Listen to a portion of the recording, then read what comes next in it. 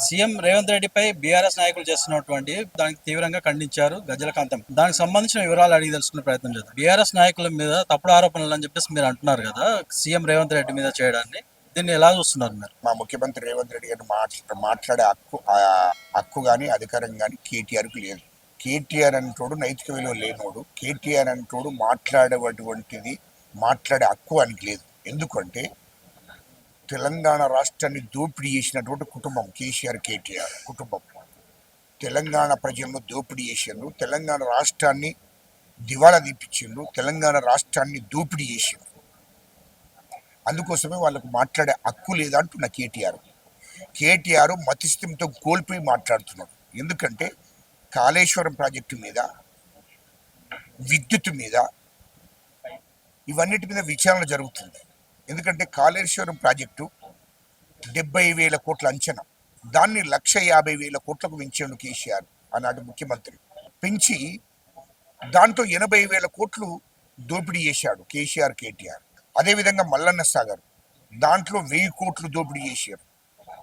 అదేవిధంగా విద్యుత్ 40,000 కోట్లతోని విద్యుత్తును కొనుగోలు చేసి 80,000 కోట్లు అనే రికార్డులు రాపించాడు. అంటే ఇంకా 40,000 కోట్లు కేటీఆర్ కుటుంబం దోషింది. ఇట్లా రాష్ట్రంలో ఉన్నటువంటి సంపదను మొత్తం దోసుకున్నారు కేటీఆర్ కుటుంబం.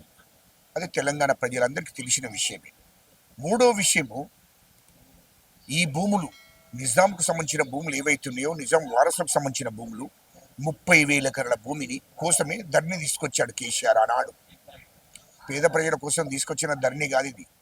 30,000 ఎకరాల భూమి కోసం, తర్వాత బడాబాబులు భూస్వాముల కోసం, వాళ్ళ భూములను కాపాడడం కోసమే ధరణి తీసుకొచ్చాడు. కాబట్టి 30,000 ఎకరాల భూమిని ధరణి తీసుకొచ్చి 30,000 ఎకరాల భూమి నిజాంకు సంబంధించిన, నిజాం వారసులకు సంబంధించిన భూమిని ధరణిలో అలా కేటీఆర్ హరీష్ రావు, కేటీఆర్ కవిత వాళ్ళ బినాం పేర్ల మీద 30,000 ఎకరాల భూమి తీసుకుని 10,000 ఎకరాల భూమిని అమ్మేశారు కేటీఆర్ కవిత. ఆ 10,000 ఎకరాల భూమి అమ్మేసి ఇతర దేశాలలో పెట్టుబడులు పెట్టారు. ఇంకా 20,000 ఎకరాల భూమి కేటీఆర్ కవిత బినాం పేర్ల మీద ఉంది, హైదరాబాద్ చుట్టూ భూములు. ఇట్లా మొత్తం దోపిడీ జరిగింది. కార్ల రేషన్ పెట్టాడు, దాంట్లో 100 కోట్లు దోపిడీ చేశాడు కేటీఆర్. ఇట్లా రాష్ట్రంలో అనేక స్కీములు పెట్టి స్కాములు చేయడం జరిగింది. ఈ విధంగా అసలు తెలంగాణ రాష్ట్రం ఏర్పడే నాటికి 60,000 కోట్ల మిగులు బడ్జెట్, 60,000 మిగులు బడ్జెట్ పోయి ఇయ్యలో 7 లక్షల కోట్లు అప్పు చేశాడు తెలంగాణ రాష్ట్రానికి కేసీఆర్ కుటుంబం. అందులో 3 లక్షల కోట్లు దోపిడీ చేశారు. మరి వాళ్ళకు మాట్లాడే హక్కెక్కడిది? అదేవిధంగా నేను ఒక్కటి అడుగుతున్నా కేటీఆర్ కుటుంబాన్ని. నేను ముక్కుసూటిగా సమాధానం చెప్పరా భయ్ నాకు. ఇయ్యలో కేసీఆర్కు ఫామ్ హౌస్ కూడా 60 ఎకరం భూమి ఉండే 2014లో. 2014లో 60 ఎకరం భూమి ఉంటే 60 ఎకరాలు పోయి ఇయ్యలో 600 ఎకరాలు అయింది. ఎక్కడి నుండి వచ్చిందో అది తెలంగాణ ప్రజలకు చెప్పండి. 600 ఎకరాలలో మీరు వ్యవసాయం చేపిస్తున్నారు, అక్కడ పెద్ద ఫామ్ హౌస్ కట్టారు. దాని తర్వాత కేటీఆర్ నువ్వు 500 కోట్లతోని మరి 5 అంతస్తులు ఇల్లు కట్టావు. నీకు ఫామ్ హౌస్ 50 ఎకరాల నుంచి 100 ఎకరాలలో ఫామ్ హౌస్ కట్టుకున్నావు నీకు సపరేట్గా. కవిత 180 కోట్లతో ఇల్లు కట్టింది బంజారాహిల్స్లో.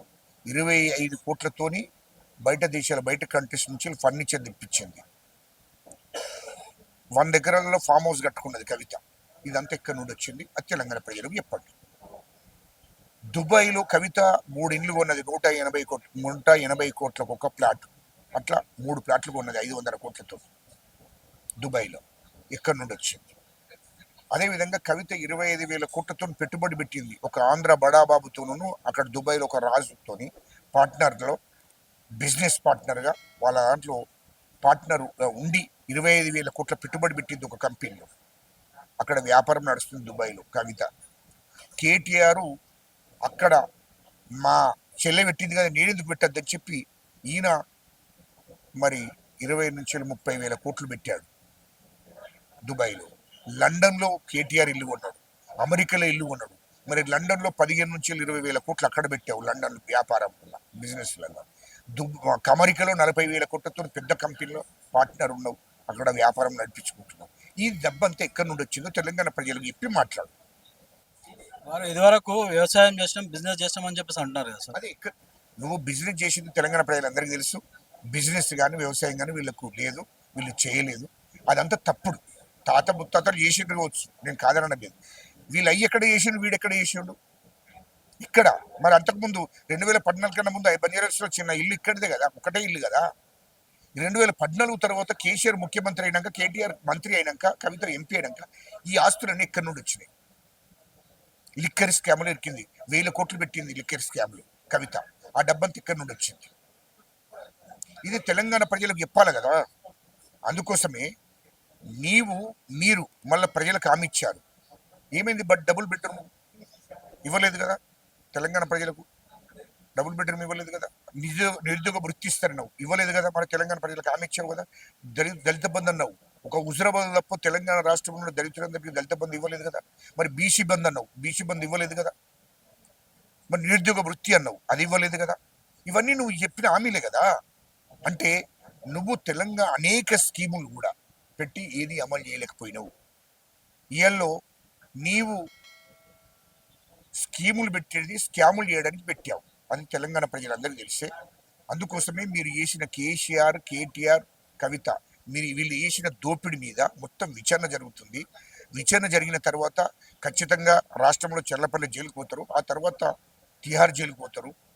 ఆ తర్వాత ఈ రాష్ట్రం నుంచే కేటీఆర్, కేసీఆర్, కవితను తరిమేసే రోజులు దగ్గరికి వచ్చినాయి. ప్రజలు, ఎస్సీలు, ఎస్టీలు, బీసీలు, మైనార్టీలు అంతా తరిమేసే రోజులు కూడా దగ్గరకు వచ్చినాయి.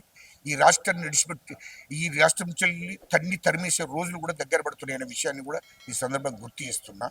ఎందుకంటే నువ్వు మా ముఖ్యమంత్రి రేవంత్ రెడ్డి గారిని మాట్లాడే అక్కెక్కడిది? మా ముఖ్యమంత్రి రేవంత్ రెడ్డి గారు ఇంట్లో ఉండి ఇంట్లో భోజనం చేసుకుంటూ ఈ రాష్ట్ర ప్రజల కోసం 24 గంటలు పనిచేస్తున్నారు. ఈ 7 లక్షల కోట్లు అప్పు చేసిపోయినాం రాష్ట్రానికి.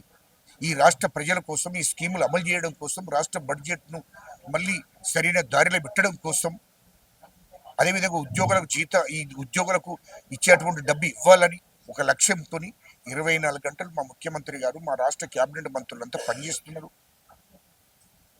పనిచేసి అన్ని స్కీములను కూడా, రాష్ట్ర ప్రజలకు ఇచ్చిన అన్ని స్కీములను కూడా అమలు చేయాలి, ఉద్యోగులకు ఇచ్చిన హామీలు కూడా అమలు చేయాలి అని చెప్పి ఆ లక్ష్యంతో ముందుకు పోతున్నారు. ఖచ్చితంగా కేసీఆర్ను, కేటీఆర్ను, హరీష్ రావును ఈ రాష్ట్రం నుంచి తరిమేసే రోజులు కూడా దగ్గర పడ్డాయని చెప్పి సందర్భంగా తెలియజేస్తున్నారు. బీఆర్ఎస్ నాయకులకు సంబంధించి ఇక్కడ రాష్ట్రం నుంచి తరిమేస్తారని చెప్పేసి గజలకాంతం గారు చెప్తున్నారు. కెమెరా పర్సన్ ప్రభాకర్తో జ్వాల, సమ్మెన్ టీవీ, హైదరాబాద్.